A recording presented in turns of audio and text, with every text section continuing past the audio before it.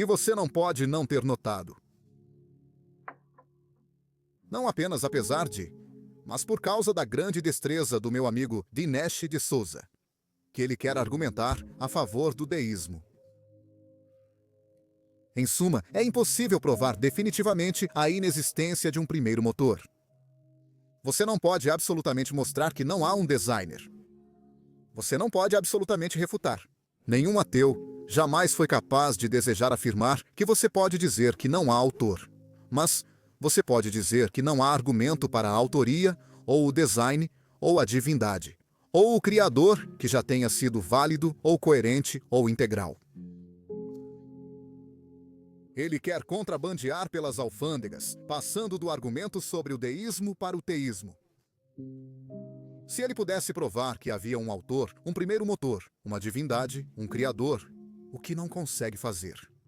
Nenhuma pessoa do lado dele, mesmo tão inteligente quanto ele, ou mais inteligente, jamais conseguiu fazer todo o seu principal trabalho como cristão, ainda estaria à frente dele.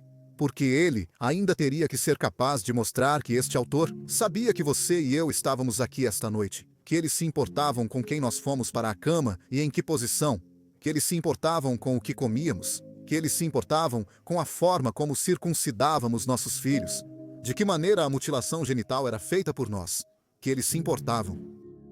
Agora, há uma enorme diferença entre o conceito de autoria do cosmos e do universo, e a ideia de uma divindade que intervém, se importa, supervisiona completamente, conhece e alguns dizem que ama, embora tenham muito a provar nesse ponto. E eu começarei por não tentar tudo tão objicioso, não tentando contrabandear através da alfândega um teísmo por um deísmo ou um ateísmo por um antideísmo. Direi especificamente que sou um antiteísta e que acredito que a emancipação da religião é a emancipação fundamental que a mente humana deve passar antes que possa considerar quaisquer questões muito sérias. E eu vou expressar assim, sim. Nossa objeção, minha objeção do nosso lado, ao conceito de uma supremacia divina é esta, que refere todas as questões indecidíveis, agonizantes da nossa espécie, do nosso ser. Como devemos viver? Como devemos construir a cidade justa? Existe um propósito para nossa existência? Como devemos considerar os direitos e deveres que temos uns com e para os outros? E muitas outras perguntas extremamente árduas e terríveis que nenhuma geração humana jamais resolverá ou será capaz de resolver e as encaminha para cima. Encaminha-as para cima a um monarca totalitário, absolutista, incontestável e diz: apenas este tirano pode decidir. E sem ele, não teríamos nenhum conhecimento de ética, moralidade ou realismo. Ou qualquer uma dessas questões. É o começo da servidão. É o começo da abjeção. É a definição da relação mestre-escravo. É o que precisa ser quebrado em nossa mentalidade antes que possamos ser livres. É o motivo do Estatuto da Virgínia sobre liberdade religiosa. É a razão para a primeira emenda da Constituição. É a razão para a ideia da separação entre igreja e Estado, que não pode ser, teologicamente, legislar a maneira como discutimos, filosofia, moral, ética e todas as outras grandes questões que sempre nos agitarão e para as quais há. Isso pode ser dito com justiça, sem fim. Se eu não fizer outro ponto esta noite, se eu não deixar mais nada em sua mente, eu ficaria grato se você tivesse escutado até aqui. A questão permanece, e eu a formularei novamente corretamente. Se acredita-se que sem religião não poderia haver um julgamento seguro sobre certo e errado, nenhuma evolução de ideias morais e éticas adequadas e sérias. Se isso for verdade, você deveria ter sido capaz de nomear uma declaração moral, ética ou ação realizada por alguém, em vez de evitar a pergunta. Crente, uma pessoa de fé que eu não poderia replicar.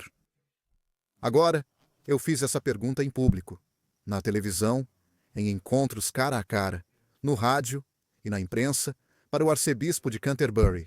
cardeal arcebispo da Nigéria, vários rabinos importantes, apologistas cristãos na academia. Nunca recebi uma resposta para isso, o que acho interessante. E não só não a recebi esta noite, como ainda tentaram mudar de assunto. Há um prêmio para isso, aliás, e eu já tenho a resposta. Uma parcial, que é melhor do que qualquer uma que um crente já tenha apresentado. Vou provocá-lo sobre o que será. Você pode ter que me implorar mais tarde. Mas há um corolário para minha pergunta. Você pode me dizer uma declaração maldosa feita, ou uma ação maldosa tomada, por uma pessoa de fé por causa de sua religião? Você consegue fazer isso? Sim, você consegue. Você acabou de pensar em uma. Na verdade, você acabou de pensar em outra. A comunidade de mutilação genital é baseada quase totalmente na fé. Por exemplo, a comunidade de suicídio-assassinato é quase perfeitamente baseada na fé, e em cada caso tem autoridade textual, escritural absoluta para o que faz. O Antigo Testamento contém um mandado para genocídio, para escravidão, para o assassinato de crianças e idosos no calor. A propósito, não faça Peter Singer corar em seu pior dia. Está ali.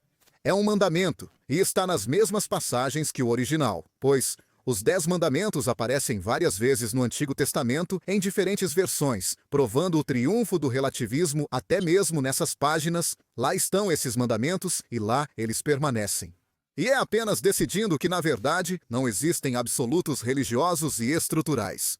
É apenas por isso, e recorrendo ao diálogo socrático e à persuasão moral, e, acima de tudo, assumindo nossa própria responsabilidade pela ética, que conseguimos escapar das terríveis consequências que atingem as sociedades que levam seus mandamentos moralmente em forma de tablet e não examinam ou discutem o que é que faz o bem.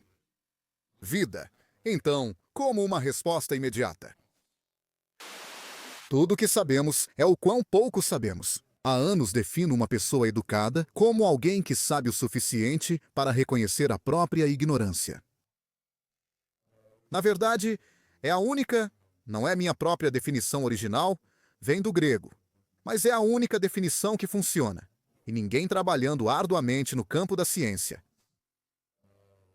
poderia possivelmente dizer algo menos ou mais de si mesmos, especialmente em um momento como este.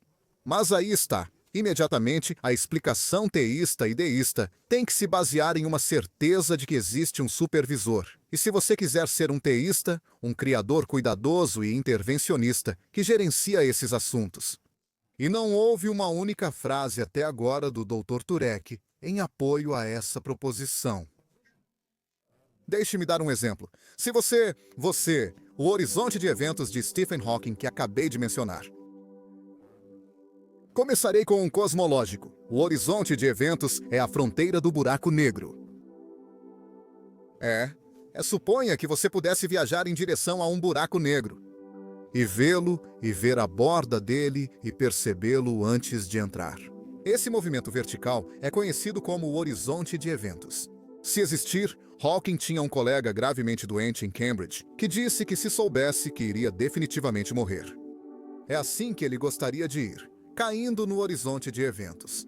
Borda do buraco negro porque, teoricamente, você poderia ver o passado e o futuro. E tempo, exceto que você não teria tempo suficiente para fazer isso. Mas seria uma ótima maneira de verificar se você fosse um físico. Desvie disso, diz o certo longe disso. Esses pensamentos incríveis, majestosos ou inspiradores.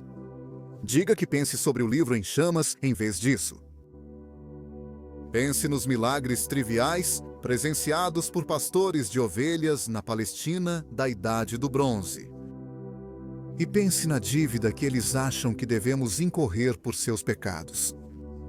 Foi afirmado pelo Dr. Turek que os pecados dessas pessoas, as transgressões dessas pessoas e a dívida que devem ao seu Criador nos unem a todos como pecadores. É uma pena que não sejamos perfeitos e que não possamos mudar isso. É triste sermos criados já em prisão e termos que conquistar nossa liberdade.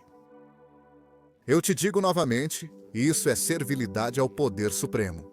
Agora, existem pessoas nesta audiência muito mais capacitadas do que eu para dizer que até agora não há nada em nosso mundo natural, para nos afastarmos do cosmológico. Não há nada em nosso mundo natural, o globo em que vivemos, que não possa ser explicado por mutação aleatória combinada com evolução por seleção natural. Nada funciona sem essa suposição. Tudo funciona com isso. Há muitas coisas que ainda precisam ser decididas, mas não é uma teoria, ou não apenas uma.